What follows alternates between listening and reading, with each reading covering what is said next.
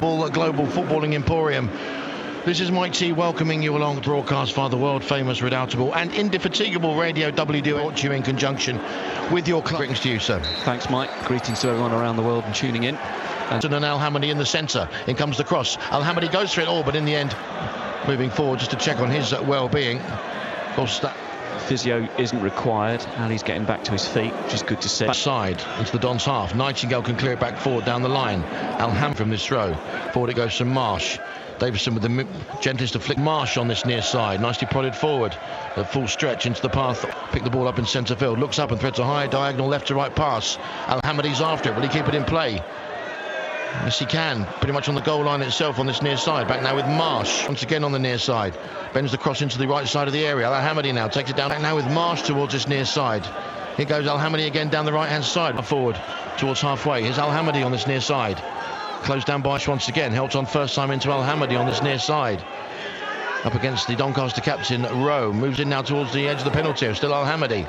Played squad forward onto the head of Nelson, who gets there ahead of Davison. Woodyard, though, will pick it up for the Dons. Tries to nod it forward for Al-Hamadi. Woodyard once again. Here's Davison. Dons linking up well. Al-Hamadi. Here's Davison, right side of the penalty area. Onto the left foot. Still Davison with a shot. Oh, it's been fumbled by Mitchell. And all of a sudden, the Dons benefiting from some intelligent link-ups. And the placement, again, wasn't as good as you've seen. But in the end, Davison letting the left foot shot go. So let's see if the Dons can make this job a good one this afternoon. Already a goal to the good. After a bit of a coming together. Nice Tom Dawes up there behind us, the kind of the eye in the sky, if you like. Arthur Marsh on this near side. Back into the Doncaster half towards Al-Hamadi and cuts inside onto the right foot. Another cross comes in beyond the far post. Header comes in for Doncaster with the header. Back across a straightforward and presumably defendable delivery as you could have hoped to see. For position inside the area. Played low into Miller. Lets the shot go. Oh, and Doncaster. Free kick from that far side. Now. Straightforward, side-footed finish. Nick's coming very much front and centre once again. Forward it goes from Pierre with a throw. Flicks on now towards Al-Hamadi on the far side. 2. Wimbledon 1. Josh Davison in the 18th minute. Harrison in the minutes leading up to half-time. Here's Al-Hamadi now. Challenged by both now to Nick Zanev. Clips high and forward. Well, Doncaster here and come up with something a little bit more creatively. Really one advantage. I think the referee indeed is calling a halt to the first half, but all of a sudden a pretty straightforward ball delivered into the centre onto the head of Harrison Biggins. Pierce, Pierre and Curry and Casey McAteer. To goal line, then comes the throw now. Al-Hamadi tries to flick it on, going forward in attack, but also maybe here's Marsh now clipping the ball high and forward onto the head of Al-Hamadi. Davison will nod it back for Al-Hamadi now towards the far side. Trying to go one way then the other past Rowe. Still Al-Hamadi. And towards centre field. McAteer will try to the Doncaster area. Ball delivered into the centre. Could there be a chance now for Al-Hamadi? Tries to turn and shoot. Al-Hamadi, the man you'd want to be at the business end of any particular opportunity. And decision left to right pass. This time into the path of Marsh. Al-Hamadi possessed Miller. Now Marsh releases Al-Hamadi towards the far side, powering forward into the Doncaster half, but he couldn't quite outstrip